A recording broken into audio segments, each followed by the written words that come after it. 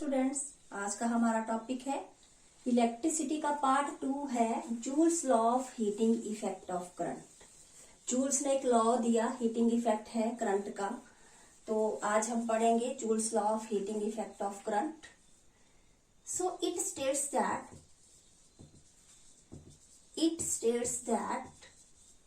the amount of heat produced in the conductor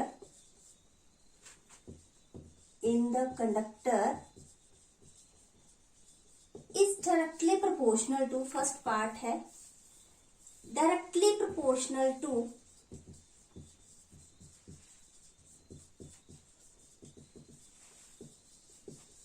square of current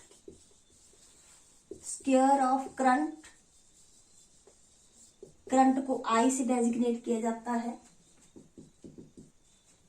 that is करके लिख सकते हैं आप। डायरेक्टली प्रोपोर्शनल का मतलब है heat produced is directly proportional to square of the current. Okay, second part है directly proportional to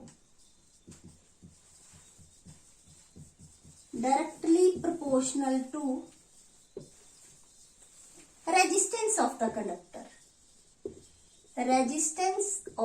conductor.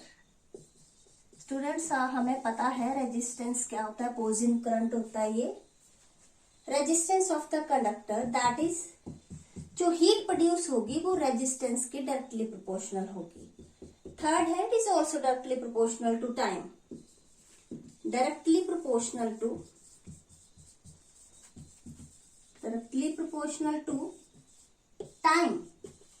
Time को T से डेजिग्नेट किया जा सकता है by combining these to,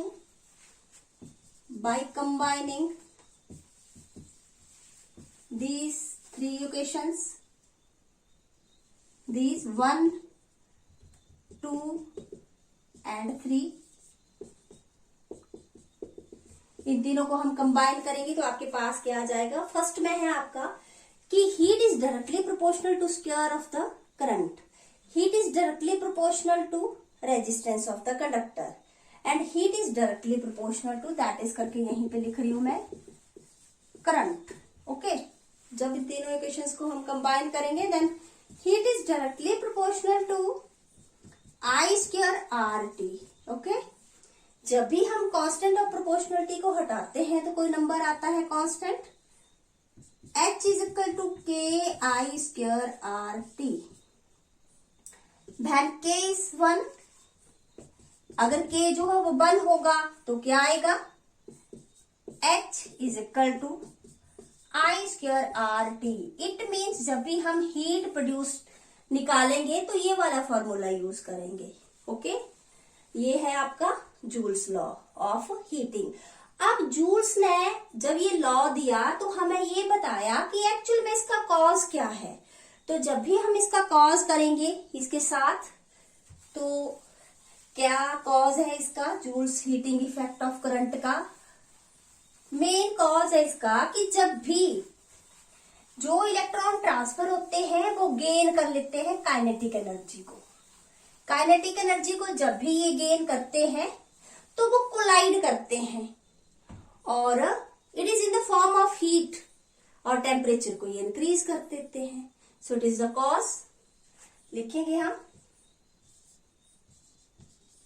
cause of Joule's heating effect. Joule's heating effect का cause क्या है, ठीक है। मेन कॉज क्या है कि when a potential difference is applied across the ends of the conductor, when the potential difference applied across the ends of conductor, जब हम पोटेंशियल डिफरेंस को अप्लाई करेंगे दोनों एंड्स ऑफ द कंडक्टर पे तो क्या होगा, इलेक्ट्रॉन्स जो है वो मूव करेंगे। इलेक्ट्रॉन स्टार्ट मूव, उनके move and electron start move from low potential to high potential. Low potential to high potential पे मूव करेंगे, देन दे कोलाइड, फिर वो कोलाइड करेंगे।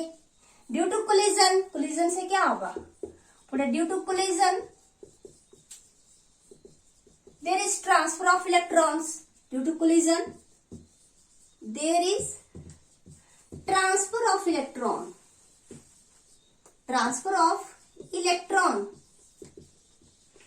and they gain kinetic energy,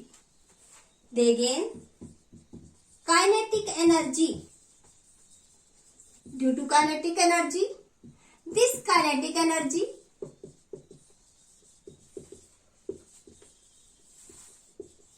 leads increase in temperature,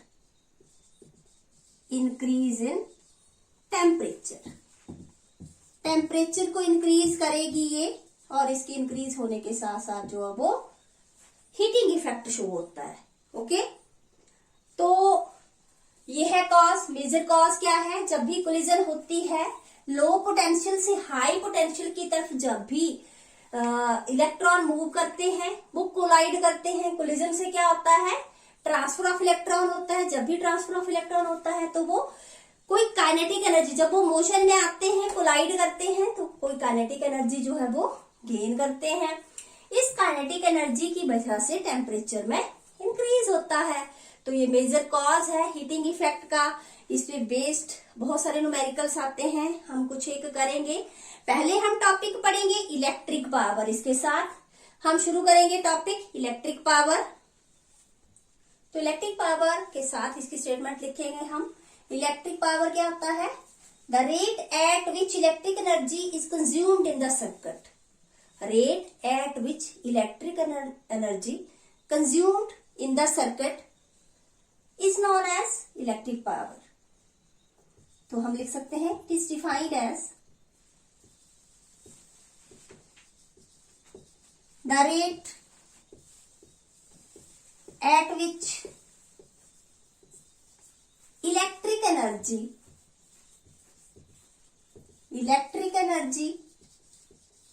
is consumed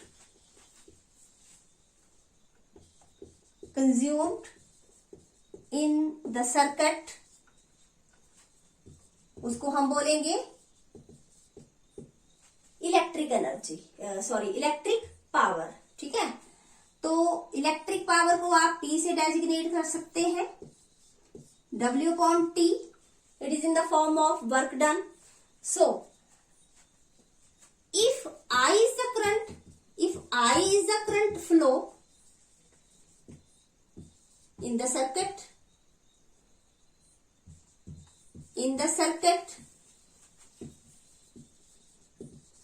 with potential difference B,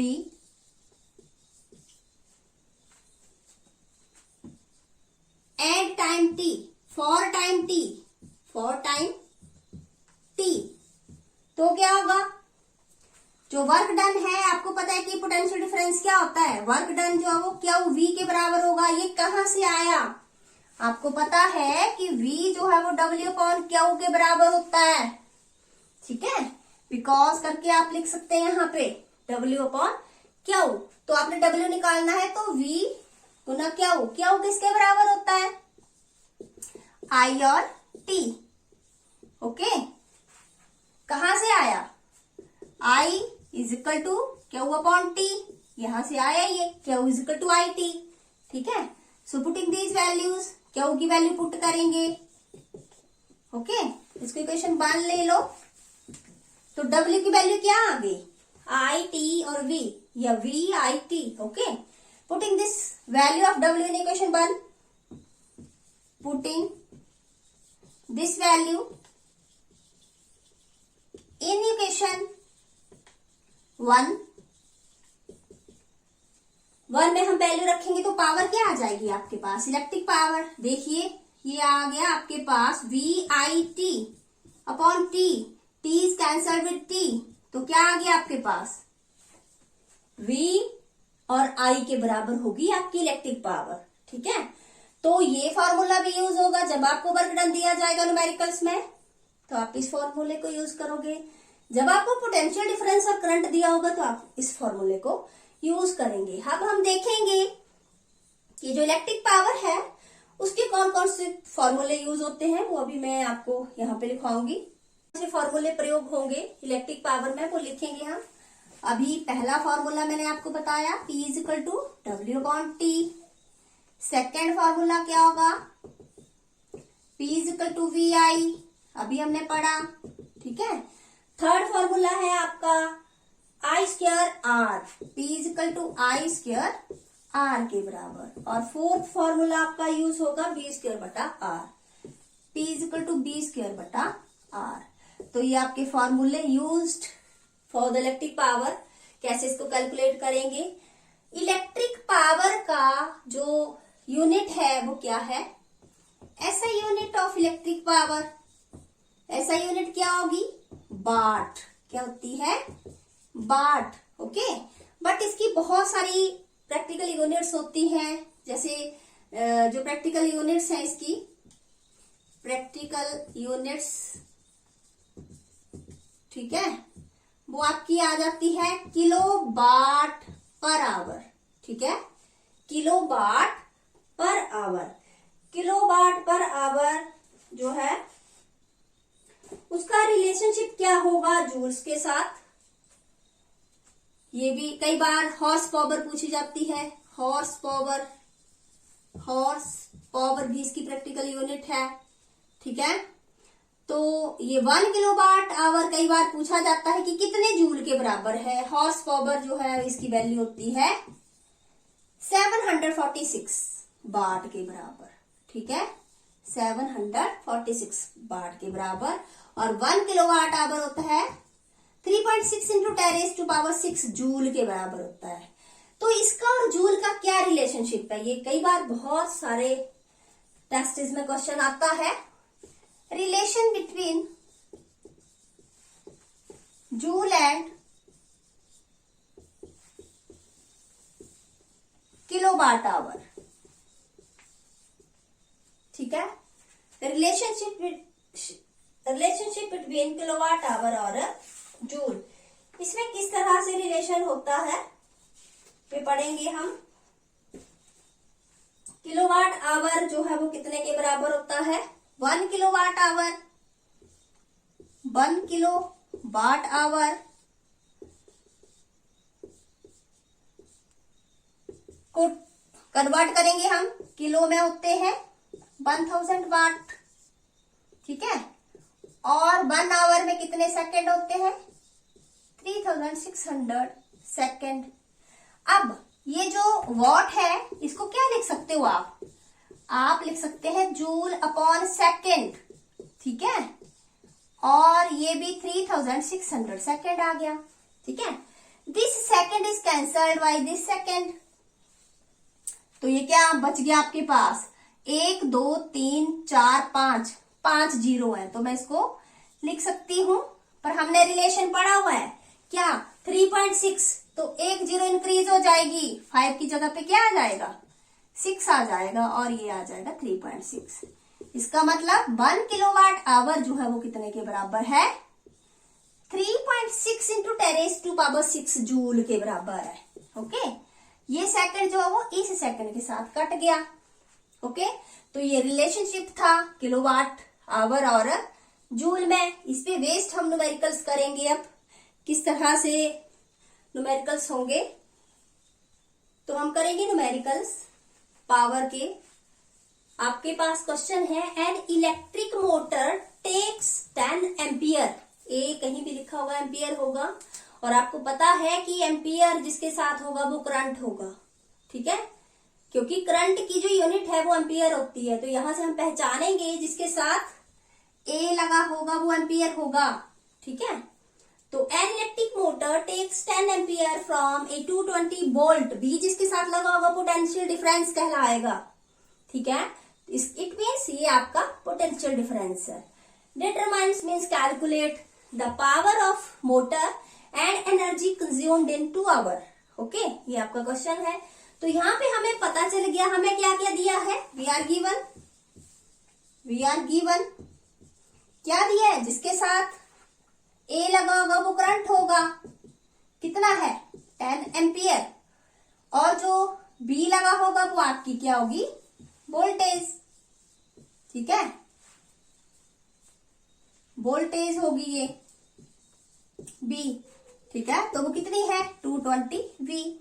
जब भी आपके पास आई होगा और वी होगा तो वही फॉर्मूला आप पावर का यूज करोगे, क्योंकि 4-5 फॉर्मूले जो है वो इलेक्ट्रिक पावर के हैं। तो फॉर्मूला यूज्ड कौन सा फॉर्मूला यूज किया आपने, यहाँ पे आपके पास वी और आई है, वी और I for electric power. Putting these values, B की कितनी वैल्यू है और ये कितनी है 10, कितना आ गया ये। ओके, तो ये क्या आया, ये आया आपका power, electric power. Electric power किसमें मेजर होती है, वॉट में। ठीक है, W फॉर वॉट। तो आपकी इलेक्ट्रिक पावर मतलब क्वेश्चन का जो फर्स्ट पार्ट है वो सॉल्व हो चुका है। नेक्स्ट है आपका energy consumed in 2 hour. Energy consumed in 2 hour. So energy consumed निकालोगे आप। एनर्जी कंज्यूम्ड के लिए कौन सा फॉर्मूला होगा, ई। क्या है आपके पास, पी है। तो एनर्जी कंज्यूम्ड पावर गुना टाइम फॉर्मूला होता है इसका। तो पावर आपकी कितनी आ गई और टाइम कितना है 2 आवर। ये वॉट है, ठीक है, ये वॉट है और ये आवर है। तो कितना आ गया ये 4400 watt hour. If you have to convert this kilowatt, then 4.4 kilowatt hour is your electric power. Okay, ऐसे आपने इस फॉर्मूले को यहाँ पे यूज करना है। अब हम करेंगे joules law of heating effect पे बेस्ड न्यूमेरिकल कि हीट प्रोड्यूस जो वो किस तरह से फाइंड आउट की जाती है। क्वेश्चन है आपके लिए, an electric iron of resistance 20 ohm takes a current of 5 ampere. Calculate the heat develops in 30 seconds. Okay, तो कोई इलेक्ट्रिक आयरन है जिसका रेजिस्टेंस ओम लगा हुआ है। रेजिस्टेंस की जो यूनिट है वो ओम है। तो 20 ओम जिसके साथ लगा होगा वो रेजिस्टेंस होगा। करंट जिसके साथ ए लगा होगा एम्पियर वो करंट होगा। आपने निकालना है हीट प्रोड्यूस्ड। ओके, तो जो भी आपको दिया है वी आर गिवन आपको क्या क्या दिया है, आपको दिया है आर कितना है 20 ओम। ओके, आई कितना दिया है 5 ampere, I is your current. Okay, और टी इज 30 सेकेंड्स। जब भी आपको आर दिया है, आई दिया है और टी दिया है तो फॉर्मूला हीट प्रोड्यूस्ड कैसे निकालोगे। हीट प्रोड्यूस्ड क्या होगा, H is equal to I square R T. Okay,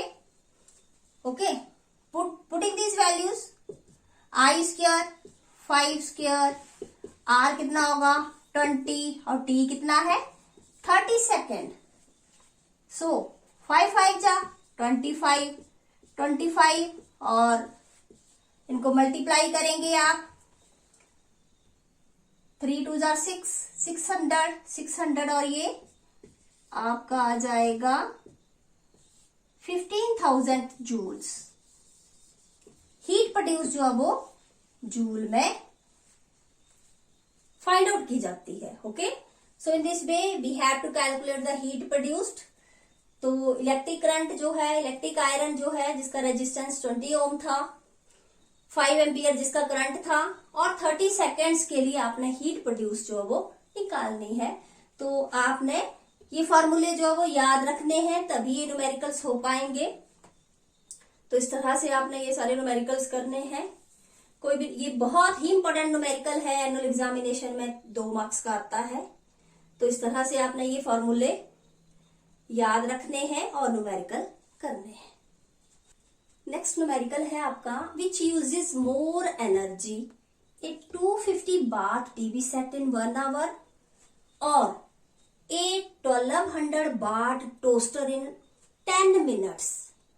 सबसे पहले जब भी हमने कोई भी चीज फाइंड आउट करनी है तो सेम यूनिट्स में उनको हमने रखना है। सबसे पहले जो आपको दिया है, हम टीवी की बात कर लेते हैं कि 1 घंटे में एक टीवी सेट जो है वो 250 वाट की एनर्जी जो है वो कंज्यूम कर रहा है, ठीक है। और 10 मिनट में ये 1200 वाट टोस्टर यूज कर रहा है। तो हमने ये निकालना है कि कौन ज्यादा एनर्जी कंज्यूम कर रहा है। तो हम निकालेंगे अभी energy consumed by TV, energy consumed by TV. TV के लिए जो एनर्जी कंज्यूम होगी कितनी होगी, आपको क्या दिया है, आपको दिया है वाट किसमें होता है, पावर, ओके। तो सबसे पहले आपने टीवी के लिए लिख लेना है क्या क्या आपको दिया है, एनर्जी कंज्यूम्ड बाय टीवी। आपको दिया है पावर 250 वाट और आपको टाइम दिया है कितना, 1 आवर, 1 आवर। सो यहां पे क्या आ जाएगा, एनर्जी किसके बराबर आएगी, आपको पता है जब भी आपको पावर या टाइम दिया हो आप कैलकुलेट करेंगे दिस फॉर्मूला, P गुना T। तो P क्या है, 250 वाट मल्टीप्लाइड बाई 1 आवर, कितना आ गया, 250 वाट आवर। मतलब जो आपका टीवी सेट है उसकी एनर्जी कंज्यूम्ड आ गई 250 वाट आवर, ठीक है। और अभी हम करेंगे एनर्जी कंज्यूम्ड बाई